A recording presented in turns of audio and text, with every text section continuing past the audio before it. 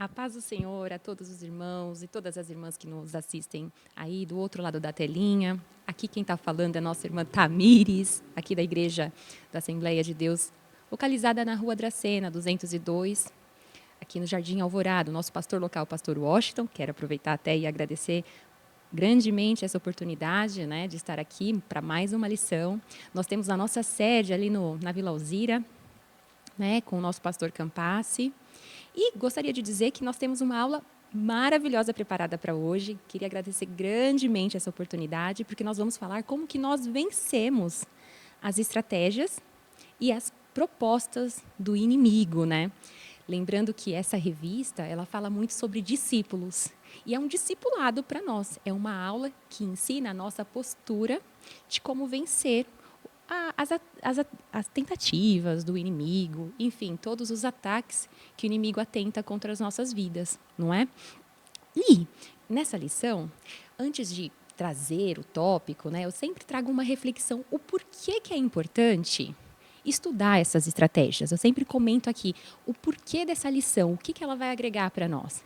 E eu trouxe aqui alguns motivos terrenos pelos quais a gente entende que é importante estudar as estratégias do inimigo. Então, vamos falar aqui da nossa vida terrena. Quando a gente está numa empresa, a gente tem que entender bastante sobre o nosso concorrente, né, que vende um produto parecido, que vende um serviço similar. E por que a gente aprende essas estratégias do nosso concorrente? Porque a gente quer se sobressair, a gente quer ter um diferencial. Outro exemplo de aprender as estratégias é no esporte. No esporte, quando a gente fala de estratégias, a gente vê que se o atleta ele estuda sobre o oponente, ele vai se sobressair ali e ele vai alcançar vitória. Perceba, é muito importante estudar sobre o nosso concorrente, sobre o nosso rival, sobre o nosso oponente. E na nossa vida espiritual, não é diferente. A gente tem também que estudar o porquê, quais são as estratégias, como são as investidas do nosso inimigo, do inimigo das nossas almas, né? Então, a aula de hoje é para alertar a gente como que é o trabalhar do inimigo para que a gente possa se blindar, tá certo? E nós temos 3 objetivos, né? Como sempre, seguindo ali o script da aula, nós temos 3 objetivos nessa aula. O primeiro é saber que Satanás se esforça. E esse esforço é para quê? Para nos afastar, né, da nossa caminhada, para nos afastar de Cristo. O segundo objetivo que a gente tem hoje aqui é identificar quais são essas artimanhas, como o inimigo se apresenta, como ele tenta se encaixar, como ele tenta penetrar na nossa vida espiritual. E o terceiro objetivo, aqui que a gente tem bem claro, quais são essas estratégias que Satanás usa para parar a igreja dele, para parar a igreja do Senhor, né? Então, Satanás, ele se esforça para que a igreja ela esteja corrompida. E hoje a gente vai entender como são essas estratégias dentro dessa revista, né? Então, o que eu gostaria de fazer agora é convidar você que está do outro lado da telinha a fechar os seus olhos, refletir, pedir para que o Espírito Santo de Deus nos conduza, né, nesse momento de aprendizagem, que ele possa conduzir cada momento dessa aula. Então, gostaria que você fechasse o seu olhinho aí e onde você estiver, fale com Deus e peça discernimento e peça para que Ele possa conduzir e preparar o terreno do seu coração para essa aula. Amém? Então, oremos. Altíssimo Deus, Pai soberano, Tu está aqui conosco nesse momento, nós temos certeza. Por essa certeza que temos, gostaríamos de convidar o Senhor a se fazer presente, ó Pai, e conduzir cada momento dessa aula, Senhor.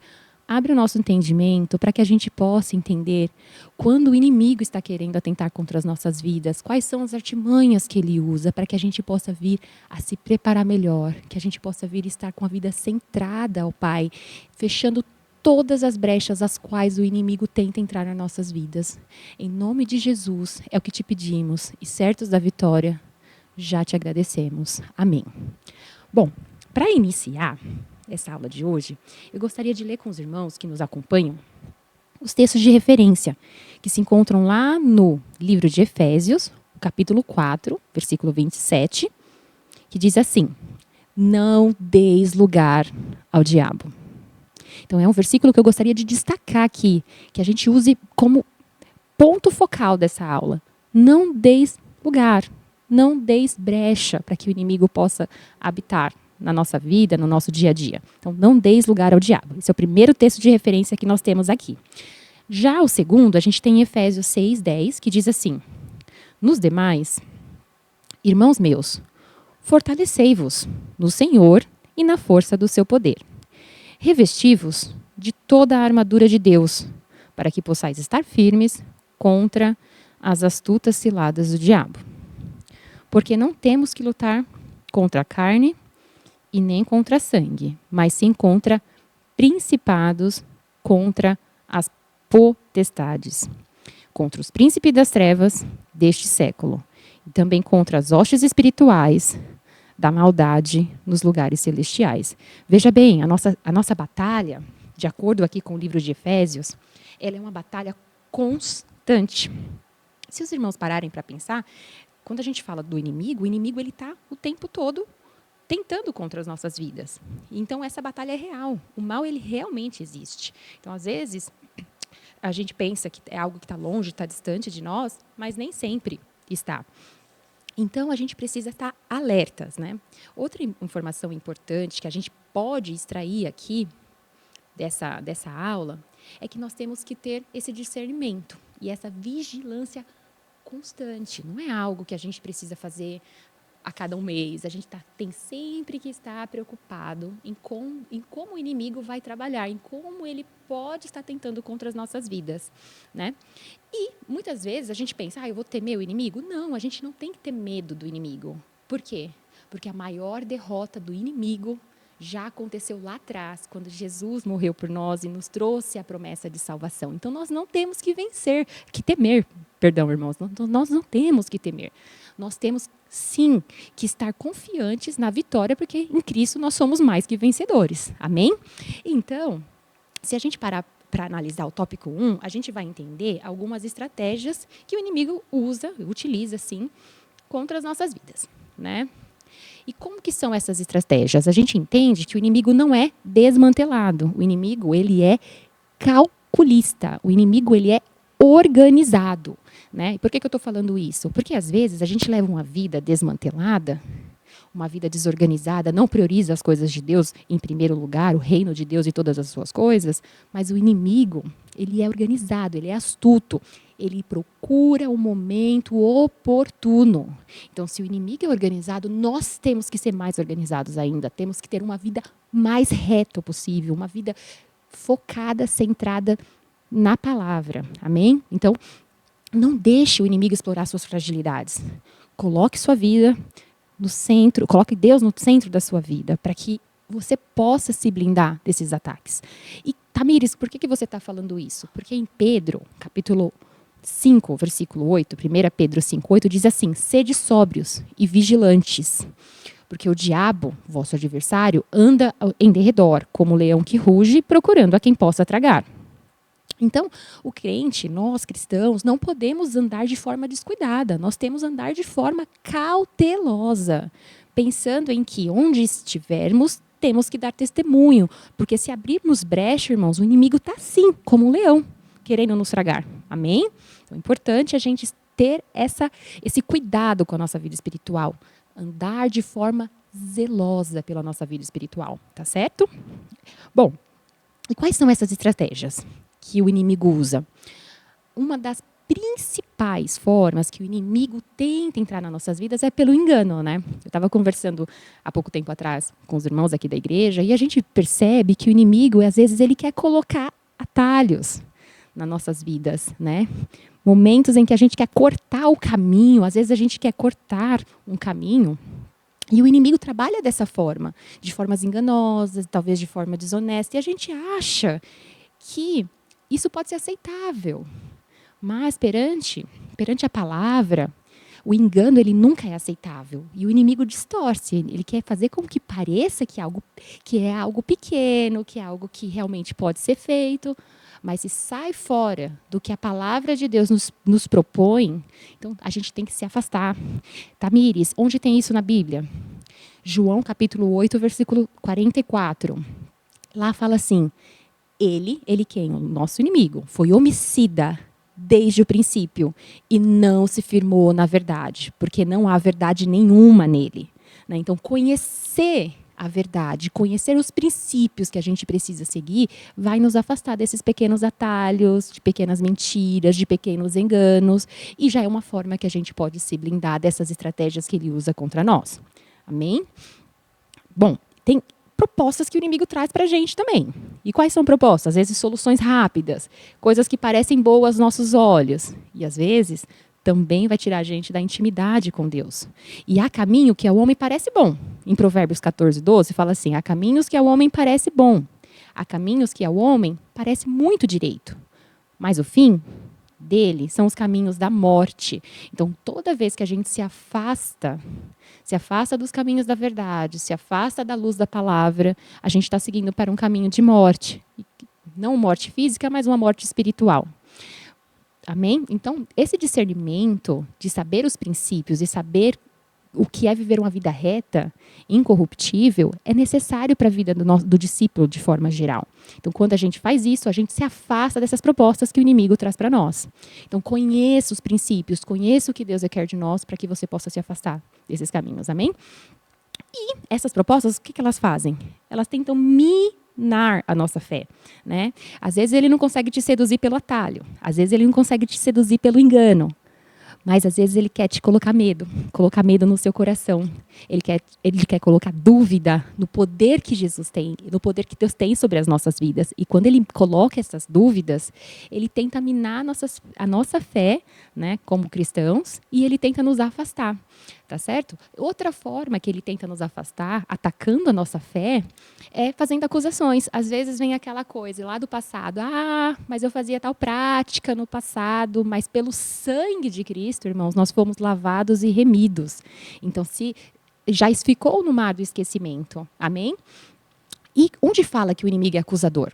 Lá em Apocalipse. Se você dá uma olhadinha em Apocalipse 12, 10, fala: o diabo é acusador de nossos irmãos. Então, irmãos, para que a gente não fique sofrendo essas acusações, para que a gente não fique com dúvida no poder de salvação, no poder do nosso Deus, o poder grandioso do nosso Deus, a gente precisa estar com a fé firmada.